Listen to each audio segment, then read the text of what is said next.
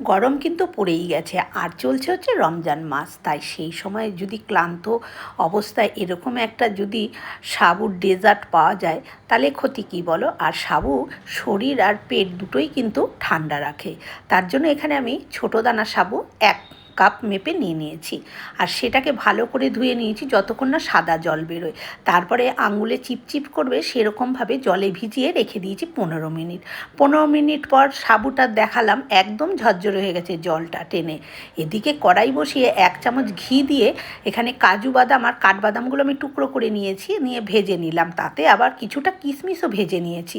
তারপরে যেটুকু ঘি ছিল সেই ঘিয়ের মধ্যেই আমি দিয়ে দিয়েছি হচ্ছে সাবুটা। সাবুটা 2-3 মিনিট একটু লো ফ্লেমে নাড়াচাড়া করে নিয়ে দিয়ে দিলাম জল। 1 কাপ সাবুর জন্য এখানে আমি প্রথমে 2 কাপ জল দিয়েছি, লাগলে আবার পরে একটু দিতে হবে। এবার দিয়ে দিলাম আমি 1 পিঞ্চ মতন লবণ, কারণ লবণ দিলে কিন্তু মিষ্টির স্বাদটা ভালো ব্যালেন্স হয়। আরও 1 কাপ মতন জল আমি দিয়ে এটাকে ফুটিয়ে নিয়েছি। যখন দেখলাম যে সাবুটা একটু ট্রান্সপারেন্ট মতন হয়ে গেছে, তখন এখানে সেই কাপ মেপেই আমি প্রথমে 3 কাপ দুধ দিয়ে দিয়েছি। পরে আমি আরও 2 কাপ মতন দুধ কিন্তু দেবো, তবে এই দুধটা কিন্তু আমার জাল দেওয়া দুধ, সেই জন্য আমি একসাথে দিলাম না।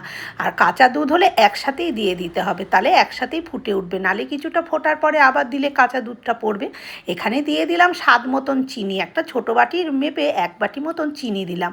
এবার সাবুটা সেদ্ধ হোক, ততক্ষণে এখানে আমি একটা কড়াইতে 1/2 চামচ মতন ঘি গরম করে 1/2 কাপ মতন সিমাই একটু ভেজে নিলাম। যদি দোকানের ভাজা সেমাইটা হয় লালচে ব্রাউন কালারের, তাহলে আর সেটাকে ভাজতে হয় না। আমার এটা ব্রাউন কালার ছিল না বলে আমি একটু জাস্ট ভাজা ভাজা করে নিলাম।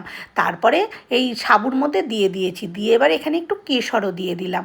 কেশর দিলে কালারটাও সুন্দর হবে, টেস্টটাও ভালো হবে। আর এটা হচ্ছে কনডেন্স মিল্ক, এটা আমি ঘরেই তৈরি করে নিয়েছি, কোনো দোকান থেকে কিনে আনা না। গুঁড়ো চিনি, পাউডার দুধ আর লিকুইড দুধ জাল দিয়ে একদম গাঢ় করে নিয়েছি।